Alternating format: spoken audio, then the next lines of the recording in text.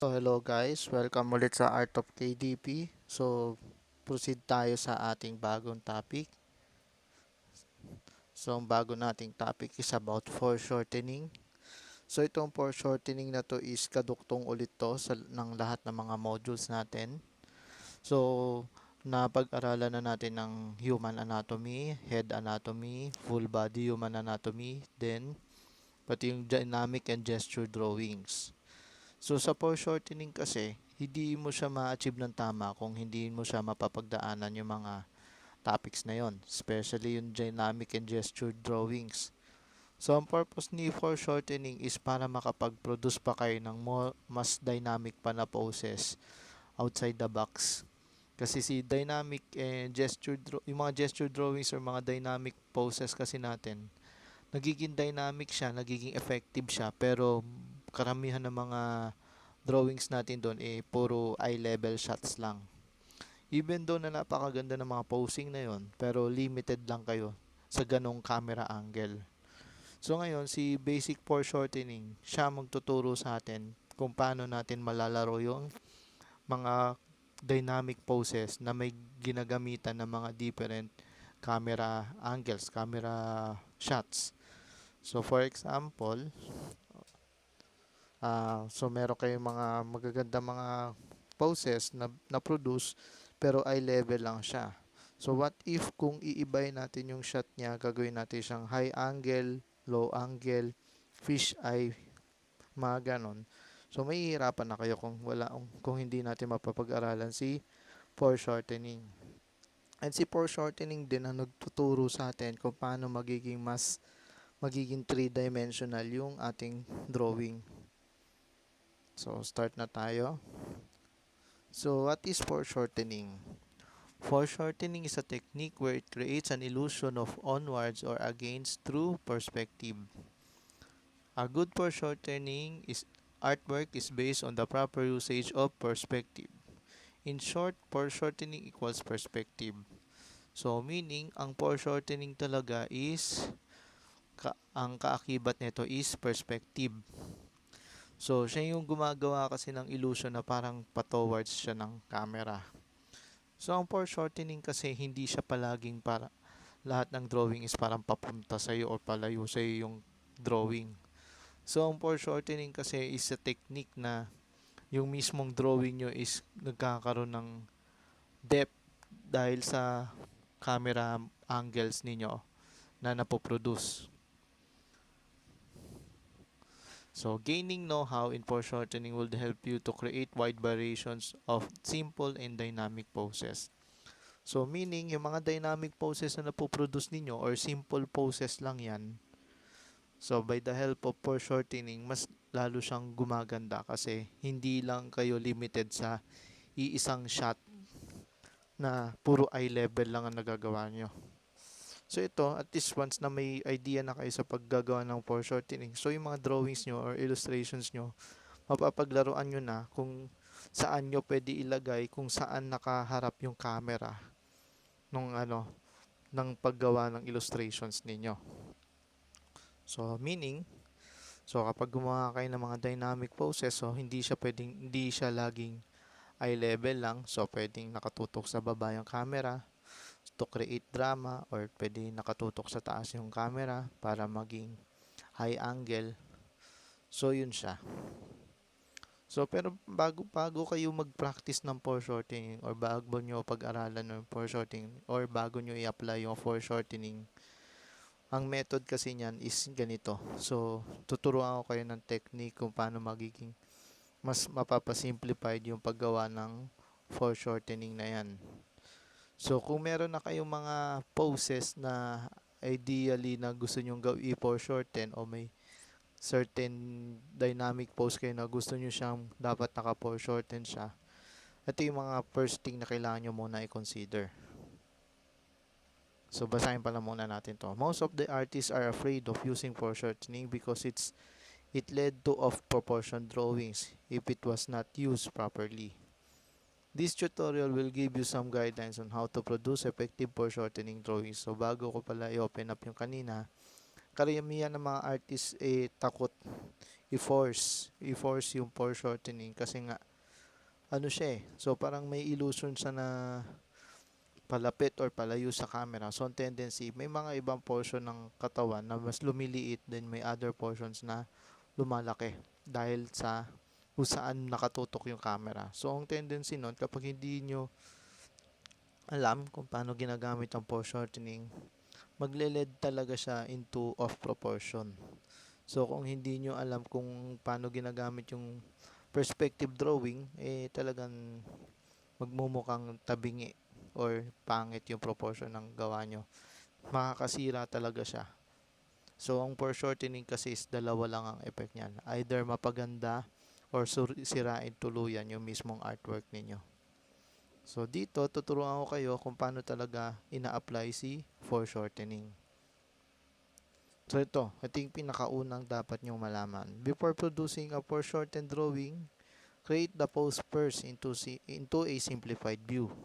So, halimbawa, kagaya na nasa illustration natin, gusto nating mag-drawing ng tumatakbo na character na naka-foreshortened. So, parang madalas na mga ganitong post na lagi is si The Flash. Si The Flash lagi ang mga naka-dynamic pose ang kanyang pagtakbo at the same time naka-foreshorten na siya. Kasi yun yung illusion na parang palapit siya sa camera. So, yung ibang parts ng katawan niya na naiiwan lumiliit, then yung mga palapit sa camera lumalaki. Pero bago natin ma-achieve yung ganong katinding foreshortened drawing, syempre gagawin muna natin siya into simplified view. Sa simplified view kasi, dito madali na nating ma-establish yung kung saan papasok yung mga katawan niyan, kung saan babali yung mga parts ng katawan natin. So dito, sa simplified view kasi, ang meaning nito, i-drawing nyo muna siya into eye level shot. So sa eye level shot kasi, hindi na kayo mag-iisip na paano siya ipo-foreshorten. Eye level shot nyo lang, tapos dun nyo siya gawing dynamic. So kaya, ito yung sinasabi ko sa inyo na dapat marunong na rin kayo mag-drawing ng dynamic poses based sa nakaraang module. So once na mastered nyo yun, i-apply nyo siya dito. So, gawin nyo muna siyang dynamic pose in an eye level view. So, gagawa muna kayo ng mga thumbnail drawing. So, ibig sabihin nito, try to push your poses by creating thumbnail sketches to identify what pose is the best suit for your drawing. So, yung mga drawing yung dynamic poses, i-drawing nyo muna siya into thumbnail sketches. So, from the word thumbnail, ibig sabihin, so pwede na yung mga drawing yung mga fast sketches lang na maliliit na kasi laki lang ng mga thumb. Kasi laki ng thumb nyo. So, it would save time kasi and energy and effort. Then, dun pa lang. Kasi hindi kasi kayo pwede mag-drawing ng isang dynamic pose, isang drawing lang and yun na kagad. Kasi, kailangan nyo mo ng pag-aralan.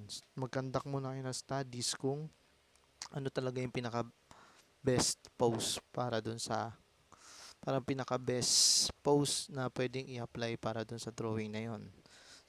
So once na nakapag-produce na kayo ng maraming thumbnail sketches, kasi minsan sa thumbnail sketches kasi nakakabuo kayo ng final output by combining your 2 or 3 thumbnail sketches. For example,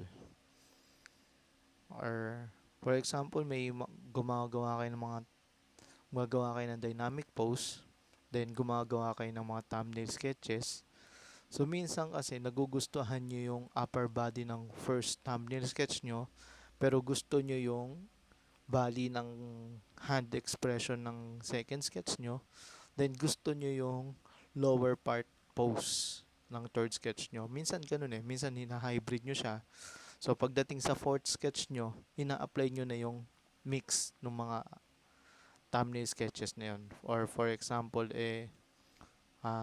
nanuntok yung character nyo. So, dynamic yung pagkakasuntok. So, minsan, yung first thumbnail sketch nyo, gustong-gusto nyo yung paano yung pinaka-pose ng kamay niya. Yung pinaka-angle niya, gustong-gusto nyo. Then, at the same time, yung second sketch naman, gustong-gusto nyo kung paano yung pagkaka-pose ng mga lower leg niya, kung paano niya binalance yung sarili niya.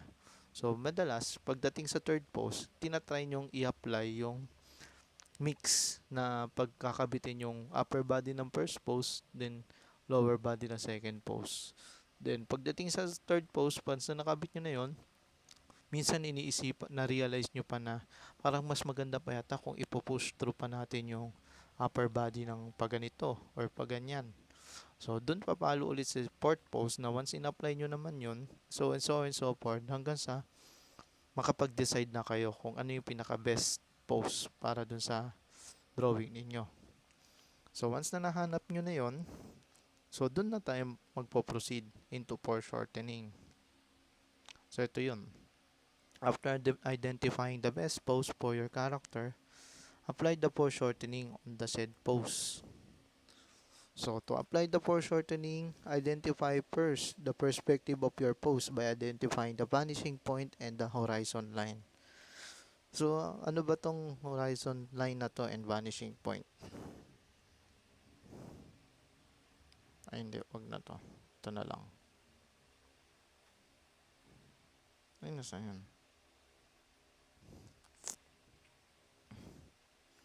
So, ang horizon line, ito yan. Ang horizon line, ito yung pinaka eye level pose natin. Eye level ng camera natin. Ibig sabihin, kapag bumaba ang horizon line, bumababa yung eye level ng camera natin. So, nakababa ang camera. So, once na tumaas naman ang horizon line, nasa taas ang eye level. So, ibig sabihin, ito yung point of view ng camera natin. So, once na mababa to, mababa ang eye level. Once na mataas to, mataas ang eye level. So, ang horizon line natin, itong straight line na to. So, burahin natin para hindi kayo malito. So, ito yung horizon line natin. Itong line na yan. So, meaning, ang camera ninyo, ito ang kanyang eye level. Next, nasa ng vanishing point. So, makikita nyo, ito yung yung tuldok sa gitna kung saan pumapalo itong mga lines na yan. Ibig sabihin nito, itong vanishing point na to is kung saan nakatutok yung camera nyo. So, meaning, kung ito yung camera nyo, sa halimbawa, camera yan.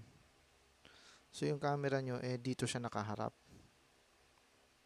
So, once na nag-iba naman siya ng horizon, ng vanishing point, so, halimbawa, nandito siya, ang camera nyo, dito siya nakaharap. So, kung saan man nakaharap yung camera nyo, doon yung vanishing point nyo. So, ito namang horizon line is kung saan nakataas o saan nakababa yung point of view ng camera nyo. So, dito sa drawing natin, dito natin nilagay yung vanishing point, then ito yung horizon line. So, dito natin, ito yung magiging guide natin para sa perspective. Okay, next. So, horizon line is known as the eye level. The vanishing point is located on the horizon line, where it became smaller and smaller upon reaching its vanishing point. So, habang palapit sa vanishing point, paliit ng paliit yung mga instances ng mga objects. So, dun nakaka-produce ng perspective. So, next step is to identify the location of the joints such as shoulders, pelvis, elbows, knees, etc. So, bago pala natin gawin tong drawing na to, so, pwede muna kayong gumawa ng rough sketch. So, i-rough sketch nyo muna yung mabilisan lang. So, stick figure sketch lang na applying yung kung ano yung dynamic pose nyo, i-apply nyo siya into foreshortening pose. Then, i-identify nyo na lang siguro kung nasaan yung joints, shoulder, pelvis, elbows, etc. Mas madali kasing mag-drawing ng ganito pag parang stick figure ka lang or parang skeleton drawing. So, wag nyo muna madaliin, i-drawing nyo muna yung mga ano na yan, yung mga bones na yan para malaman nyo na Pagdating sa pose na to, ito na yung pinaka joint, ito na yung siko niyan. Pagdating dito, kamay na yan. Dating dito, tuhod na yan. So ito kasi it would save time. So halimbawa kung may mali man, madaling burahin to eh. So halimbawa mali to, pwede nyo naman iurong dito. Okay lang yan. Or kung mali, burahin nyo. Habaan nyo to, burahin nyo. So madaling i-adjust. So ngayon, habang dinodrawing, at least kasi mas madali nyo siyang i-plot yung mga yung mga parts ng katawan, applying the guide natin sa foreshortening, sa perspective. So once na na-apply, nakabit nyo na yung mga plotting of the joints, ito na yung next step natin. Then add some mass. In building up the construction drawing, you may do some proper adjustments on the proper placement of the joints, adjusting the proportion and details to enhance the said drawing. So kung yung in-apply natin dito na mga joints kung saan naka-place yung mga sana naka-plot yung mga parts ng katawan niya, eh pwede pa natin siya makorek dito sa building up the mass. So yung building up the mass, hindi pa siya totally detailed. So dito is construction drawing pa lang siya. So yung building up the proportions using basic shapes. So kagaya nito, karamihan more on cylindrical. So parang building blocks pa lang siya. So kung ano yung plinat nating mga joints kanina, pwede na natin siya i-adjust. Kasi once na nilagyan na kasi natin siya ng laman, doon natin marirealize kung tama or mali yung joints, kung masyado mahaba or masyado maikli. So doon natin siya nako-correct. So masyado mahaba, i-atras natin ng konti na baka hanggang dito lang yata dapat ang joints niyan, or masyado maikli, habaan natin ng konti. Tabingi at i-adjust natin ng konti. So ito yung pinaka troubleshooting natin. Itong building up the mass. So once na finalize na natin yung mismong mass, yung mismong laman ng character nyo, doon na tayo magpo-proceed sa clean up sa final stage. So ito na kasi yung pinaka-guide natin. So ang kulang na lang dito is details, etc. etc. So magiging ganito siya. Once the proportion is adjusted, you may finalize your drawing by adding some details. So yan na, nakabuo na tayo ng simple foreshortened drawing. So dito sa drawing natin, hindi siya totally sobrang foreshortened, pero kahit papano meron siyang foreshortening na nangyayari. So foreshortening kasi, kung makakita niyo yung laki ng sapatos dito, mas maliit dito. Ang kamay niya is mas maliit dito. So yun yung sample ng foreshortening. So sa tulong ng foreshortening, nagkakaroon tayo ng freedom na mas hindi tayo nakukulong sa isang camera shot lamang. Madalas ito yung mga sitcom shots na madalas puro eye level lang, tapos move lang yung camera. Dito, pwede nating i-force yung camera movement na pwede siyang nakatingala yung camera. So, pansa nakatingala yung camera, yung foreshortening niyan is mas malapad yung upper body, liliit yung lower body. So, para maging tawag doon is bird's eye view. So, once na naman ang camera naman natin, ibinaba natin, ang mangyayari, lalapad yung lower body, liliit yung upper body. So, para siya nakatingala yung shot natin, low angle shot. So, isa pang tawag doon is worm's eye view. So, yan. It takes practice. So, once na natutunan nyo na itong foreshortening, mas mapapadali na sa inyo gumawa ng illustrations, comics, animation, etc.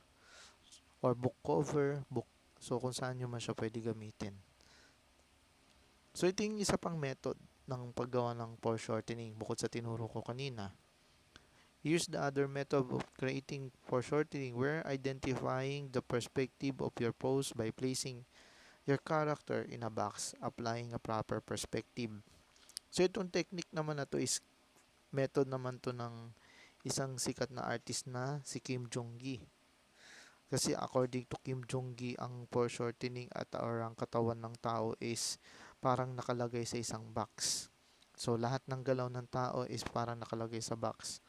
So kung nakaupo man siya, so nandyan siya, nandyan ang box. So parang pakiramdam ang point of view niya kung ano ang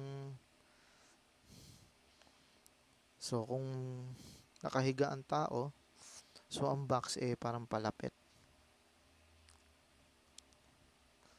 So lahat ng galaw ng tao ay parang nasa box. So parang ganyan.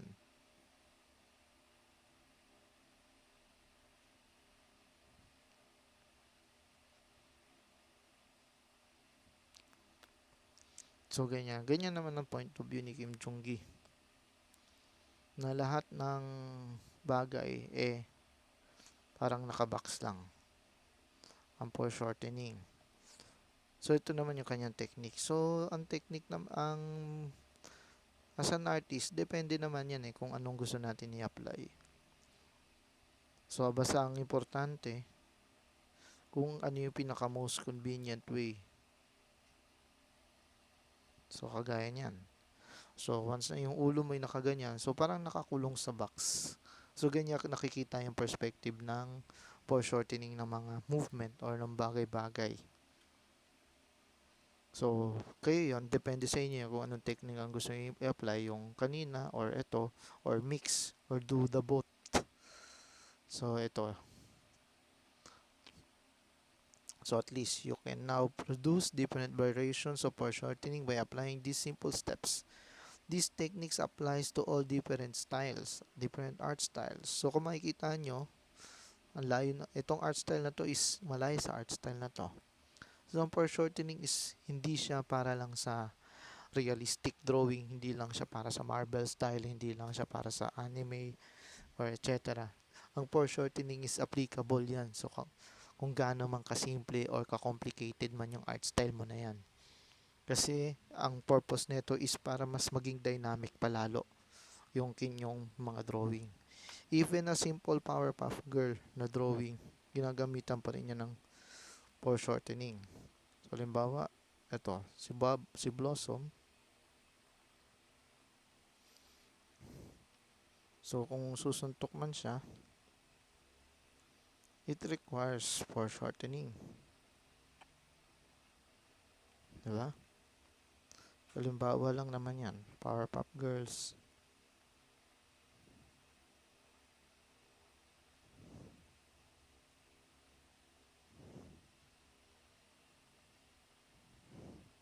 Diba?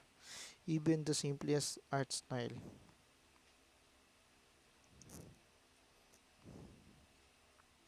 requires a foreshortening. So, yun. So, I hope nakatulong itong tutorial na to para i-improve ang inyong artworks or ma-inspire kayo na makagawa pa ng maraming artworks. At or kung meron man kayong mga OCs, eh, mas lalo nyo pang mapaangas ang mga poses nito or mapalabas nyo pa yung personality ng character na yon. So, I hope may natutunan kayo. So, thank you for watching.